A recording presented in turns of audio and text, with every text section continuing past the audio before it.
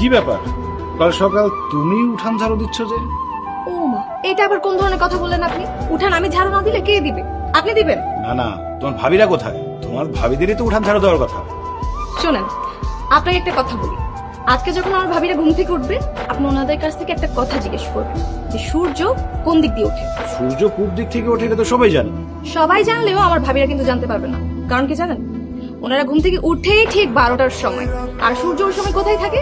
ঠিক মাথার উপরে। তো তারা জানেই না সূর্য আসলে কোন দিক দিয়ে ওঠে। আচ্ছা, তুমি সবসময় এরকম ঘুরিয়ে পেঁচিয়ে কথা বলো কেন? সোজা করে কোনো কথা বলতে পারো না? দেখেন, আমার কথার কোনো প্যাচ পোচ কিছুই নেই। আমার মুখে যা আসে আমি কিন্তু সেটাই বলে ফেলি। আচ্ছা, আপনার এখন কি লাগবে বলুন তো? ও বুঝছি, রাত্রে নিশ্চয়ই খাওয়া কম হয়ে গেছে তাই না? আর খিদার চোটে আপনার ঘুম ভেঙে গেছে। সমস্যা নাই, আপনি একটু অপেক্ষা করেন, আমি উঠানটা ঝাড়ু দিয়ে আপনার নাস্তার ব্যবস্থা করতেছি। আমি কি তোমাকে একবারও বলেছি আমি নাস্তা করবো? তুমি সবসময় এক লাইন বেশি বোঝো কেন? তুমি যে কাজটা করছিলে সেটাই মনোযোগ দিয়ে দাও। আমি বরং একটু গ্রামটা ঘুরে দেখে আসি। কি ব্যাপার? সকালে একটা ঝাড়ু হাতে নিয়ে তুমি আমার বেডরুমে ঢুকছো কেন? আসলে কি হয়েছে জানেন? সকাল সকাল আমি উঠানটা ঝাড়ু দিতেছিলাম এই ঝাড়ু দিয়ে, তাই আমার হাতে ঝাড়ু আছে, নাইলে গোলাপ ফুল থাকে।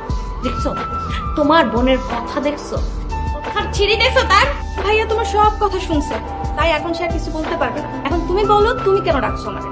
এই, তোমার না বলছিলাম আজকে সকালে আমার চাদরটা চেঞ্জ করতে হবে, তুমি আমারে আরো আগে উঠাই আমার চাদরগুলা কেন চেঞ্জ করে দাও নাই? ঘরটা কেন পরিষ্কার করে দাও নাই? তুমি কি ভেবেছো শুধু বড় অপর রুমের কাজ করবে? আমার রুমের কাজ কি করবে? তোমাকে কতক্ষণ ধরে ডাকতেছি, আমার কাজ দেখতে গলা ব্যথা হয়ে গেছে। ও, তাহলে তোমাকেও থেতলিয়ে দিই? এই কি বললে তুমি? থেতলিয়ে দিই মানে? পুরো কথা কখনো শেষ করতে দিবা না। বড় ভাইয়ের গলা ব্যথা করতেছে, তাই বলছে আদা থেতলিয়ে একটু রং চা দিতে। তোমারও যেহেতু আমাকে ডাকতে ডাকতে গলা ব্যথা করতেছে, তো ভাবলাম তোমাকে একটু থেতলিয়ে, মানে আদা থেতলিয়ে একটু তোমাকে রং চা দিতে। শোনো, আমার না রং চা লাগবে না। এখানে শাড়ি রাখা আছে, ওইটা নিয়ে যে সুন্দর করে ধুয়ে তারপরে মার দিয়ে ছাদে লেড়ে দিবে, আর ওইখানে দাঁড়িয়ে থাকবে, দেখবে যেন কোনো কাক না আসে।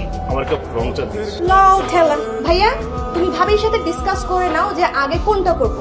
আগে কি তোমার চা দিব নাকি ভাবি শাড়ির কাজ করবো? জামাল মেয়ে জামাইয়ের বাড়িতে এসে উইরা এসে চুইরা বসছে। আবার তুমি আসছো?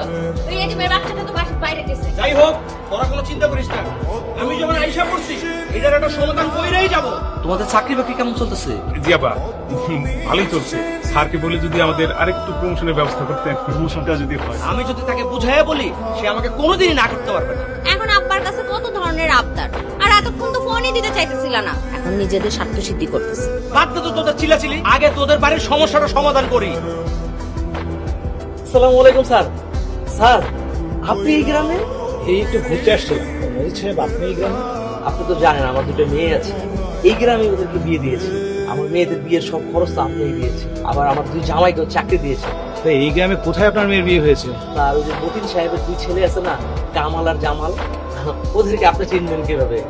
ওই দুই ছেলের সাথে আমার মেয়ের বিয়ে হয়েছে। ও, তার মানে চাচার দুই ছেলের সাথে ওনার দুই মেয়ের বিয়ে দিয়েছে। দুই মেয়েকে একই বাড়িতে বিয়ে দিয়েছেন, দুই মেয়ে একই সাথে আছে। হ্যালো।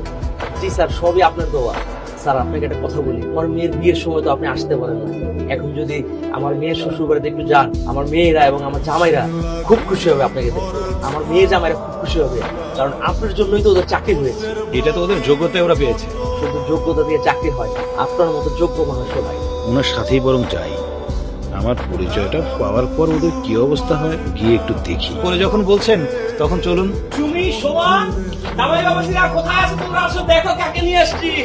মেয়ে এদিকের বাচ্চাটাকে নিয়ে আসছো, ওরে এমন শাস্তি দাও জানে আর জীবনে এই বাড়িতে ফেরত না আসো। বাবা, ওকে ঘাট ধাক্কা দিয়ে বের করে দাও। তোরা এগুলো কি বলছিস? বাবা, আপনারা যে এতিমের বাচ্চার কথা বলছিলাম। তোমরা কি বলছো? বলতে বল। জানো উনি কে?